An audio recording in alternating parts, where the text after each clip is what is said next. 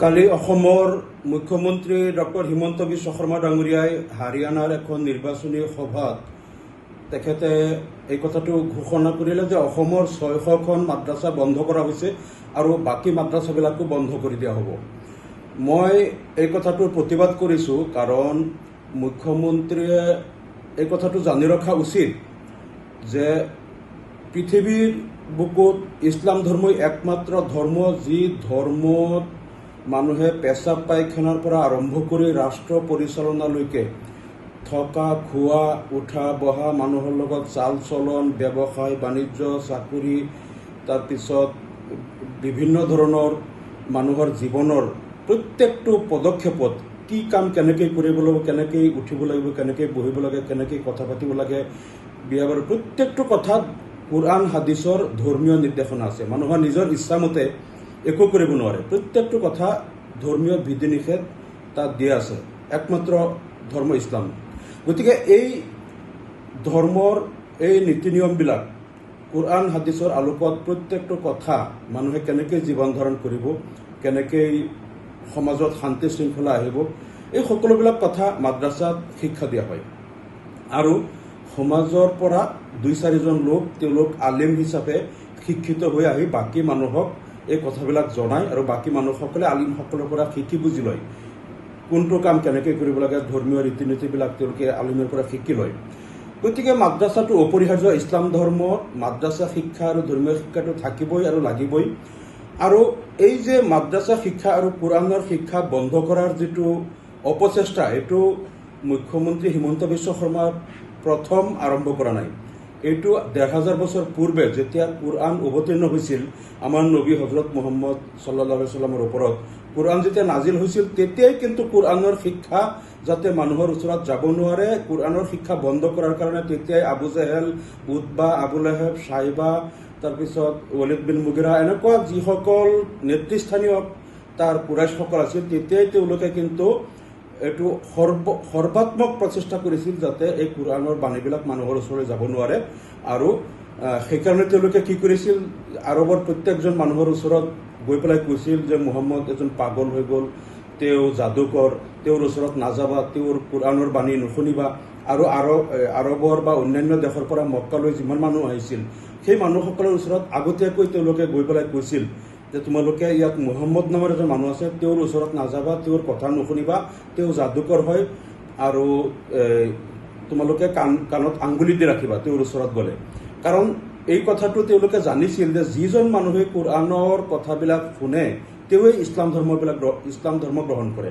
কাৰণ এই কোৰআনৰ বাণীত ইয়াত যিটো মানৱ সভ্যতাৰ ইতিহাস, তাৰপিছত যিটো ইয়াত আছে ভূবিজ্ঞান, পদাৰ্থ বিজ্ঞান, নভোমণ্ডল, ভূমণ্ডল, সমুদ্ৰ বিজ্ঞান, তাৰপিছত জীৱ বিজ্ঞানৰ যিমান কথাবিলাক ইনফৰমেশ্যন দিয়া আছে, তাৰপিছতে ইহকাল, পৰকাল, মৃত্যু পৰৱৰ্তী জীৱন, জান্নাত জাহান্নামৰ যিবিলাক ইনফৰমেশ্যন কোৰআনত দিয়া হৈছে, যোনেই শুনে তেওঁ জানে যে এই কথাবিলাক কোনো মানুহে সৃষ্টি কৰিব পৰা কথা নহয়।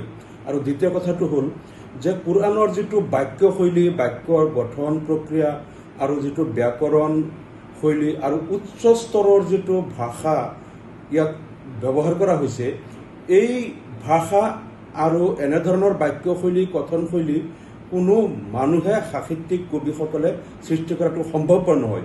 আৰু তাৰোপৰি হজৰত মুহাম্মদ সাল্লাল্লাহু আলাইহি ওয়াসাল্লাম আছিল নিৰক্ষৰ, তেখেতে কোনোদিন আনুষ্ঠানিক লিখা পঢ়া কৰা নাই। গতিকে তেখেতৰ নিচিনা এজন মানুহৰ পক্ষে ইমান উচ্চ স্তৰৰ ভাষা আৰু সাহিত্য সম্ভাৰ থকা আৰু ইমান ধৰণৰ জ্ঞান সম্ভাৰ থকা মানুহে নজনা কথাবিলাক, বিভিন্ন বিষয়ৰ কথাবিলাক তেওঁৰ পক্ষে ৰচনা কৰা সম্ভৱ নহয়। এই কথাটো যোনেই শুনিছিল, এই সুললিত কোৰআন শুনিয়েই তেওঁ ইছলাম ধৰ্ম গ্ৰহণ কৰিছিল।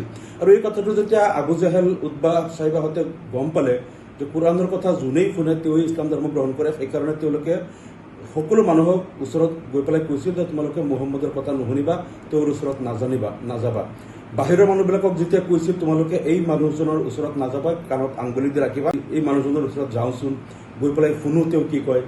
বাহিৰৰ মানুহ আহি পেলাই যেতিয়া তেওঁৰ কথা শুনিছিল, বহুতে কিন্তু তেতিয়া লগে লগে কলিমা পঢ়ি ইছলাম ধৰ্ম গ্ৰহণ কৰিছিল। ইমান চেষ্টা তেওঁলোকে কৰিছিল কোৰআনৰ বাণী যাতে মানুহৰ কাণলৈকে নাযায়, তাৰ পিছতো এইটো ক্ৰমান্বয়ে লাহে লাহে মানুহে গ্ৰহণ কৰিব ধৰিলে। বহুত মানুহক যিসকলে কোৰাণৰ বাণী বিশ্বাস কৰি মুছলমান হ'ল তেওঁলোকক আনি অকথ্য নিৰ্যাতন কৰা হ'ল, তেওঁলোকক মৰুভূমিৰ উত্তপ্ত বালিৰ ওপৰত শুৱাই বুকুত পাথৰ হেঁচা দি নিৰ্যাতন কৰা হ'ল, বহুতক হত্যা কৰা হ'ল। তাৰপিছতো তেওঁলোকে ধৰ্ম ত্যাগ নকৰে।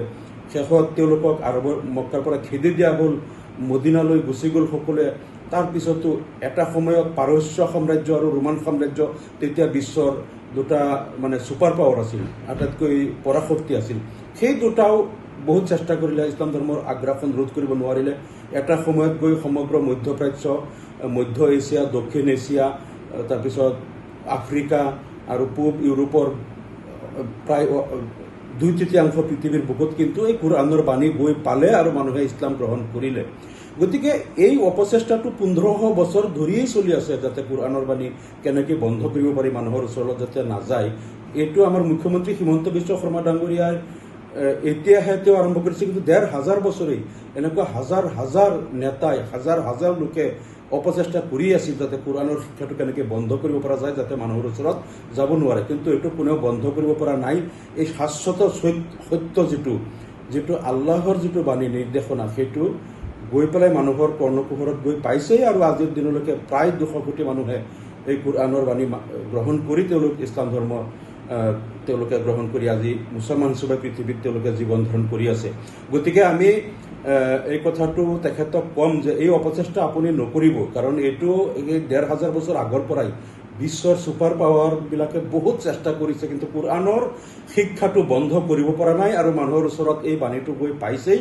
গতিকে এইবিলাক অপচেষ্টা কৰাৰ পৰিৱৰ্তে ইয়াত সকলো জাতি ধৰ্মৰ মানুহ কেনেকৈ সম্প্ৰীতিৰে বসবাস কৰিব, সকলোকে লৈ সমিলমিলেৰে কেনেকৈ আমি অসমখনক আগুৱাই লৈ যাম, এটা সকলো জাতি ধৰ্মৰ মাজত এটা ভাতৃঘাতী ইয়াত ভাতৃত্বত এটা সম্পৰ্ক স্থাপন কৰি শান্তি সম্প্ৰীতিৰ উন্নতি প্ৰগতিৰ অসম আৰু অসমীয়া জাতি গঠনৰ কাৰণে সকলো আগুৱাই আহিব লাগে। তাৰ কাৰণে আপুনি পদক্ষেপ লওক, মুখ্যমন্ত্ৰী মহোদয়ক সেইটো অনুৰোধ জনালোঁ। ধন্যবাদ।